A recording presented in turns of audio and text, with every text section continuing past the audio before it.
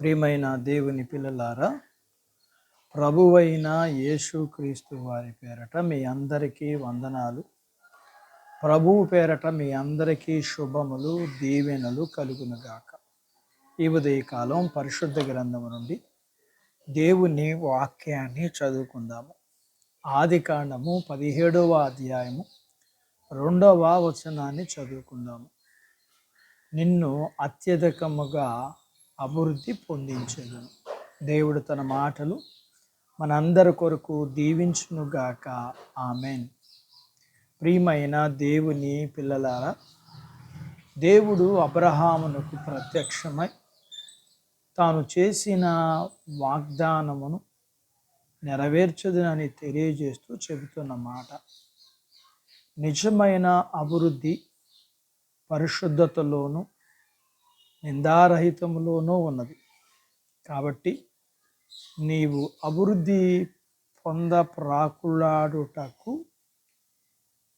నీతి కొరకు, పరిశుద్ధత కొరకు ఆకలి దప్పికలు కలిగి ఉంటే తగిన సమయములో తగిన రీతిగా దేవుడే నిన్ను అంచెలంచెలుగా ఆధ్యాత్మికంగా అభివృద్ధి పొందించును. ఐగుప్తు దేశంలో ఇశ్రాయేలీయులు అనగా యాకోబు, అతని పిల్లలు మరియు యోసేపు ఈ కుటుంబీకులు మాత్రమే అక్కడికి వెళ్ళారు. అయితే వెళ్ళిన వారు అనగా ఈ కుటుంబముల యొక్క పెద్దలు చనిపోయారు. అయితే దేవుడు అబ్రహామునికి ఇచ్చిన వాగ్దానమును బట్టి ఇశ్రాయేలీయులు బహుసంతానము గలవారై అభివృద్ధి పొంది వారు విస్తరించి అత్యధికముగా ప్రబలి మరియు వారున్న ప్రదేశము వారితో నిండి ఉన్నది. అయితే ఆ కాలములో యోసేపు కాలమున ఉన్న ఫరో చనిపోయాడు. ఇంకొక ఫరో వచ్చాడు.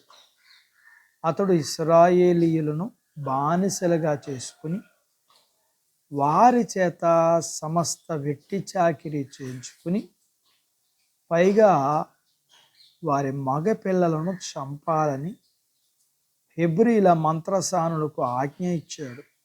అయితే వారు రాజుకు భయపడక దేవునికి భయపడి వారి పిల్లలను చంపక బ్రతకనిస్తూ వచ్చారు. అయితే రాజు అడిగితే వారు మేము వెళ్ళేసరికి వారు ప్రసూతి అయిపోతుంది. అయితే దేవుడు ఇశ్రాయేలీయులను మిక్కిలి విస్తరింపజేశాడు. వారు అభివృద్ధి పొందారు. అలాగే దేవుడు విశ్వాస జీవితములో తెస్సలోనికలను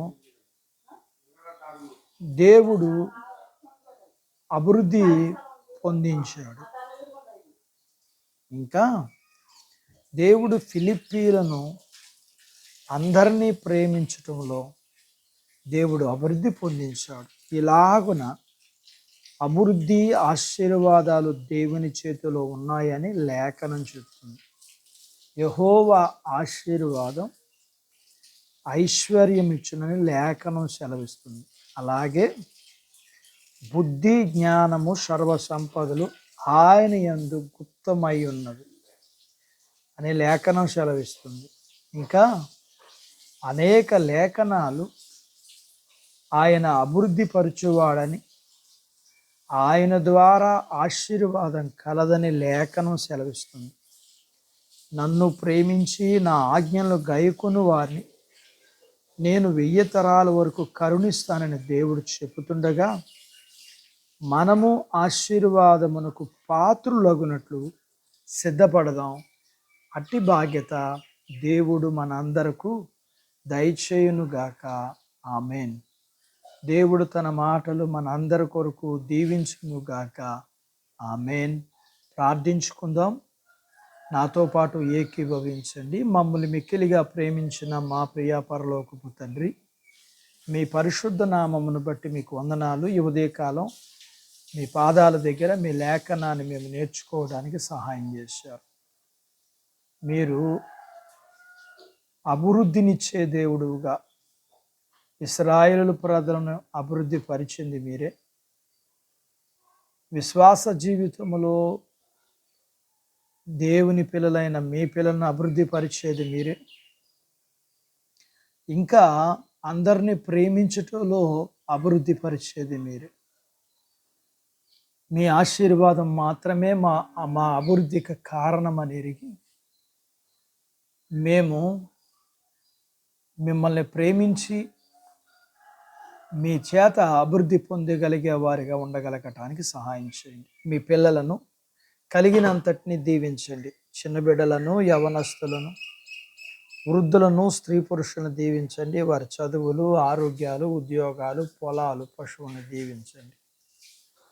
వివాహాలు కాని వారికి అవ్వటానికి, అయిన వారికి గర్భఫలం లేకుండా ఉంటే గర్భఫలం ఇవ్వండి. గర్భఫలం కలిగిన వారికి సుఖమైన ప్రసూతి ఇవ్వండి. ప్రసూతి అయిన వారికి ఆరోగ్యం ఇవ్వండి. ప్రభువా, మీకు వందనాలు చెల్లిస్తూ ఉన్నాను. అలాగనే దేవా, మీరు జ్ఞాపకం చేసుకోనండి నాయనా.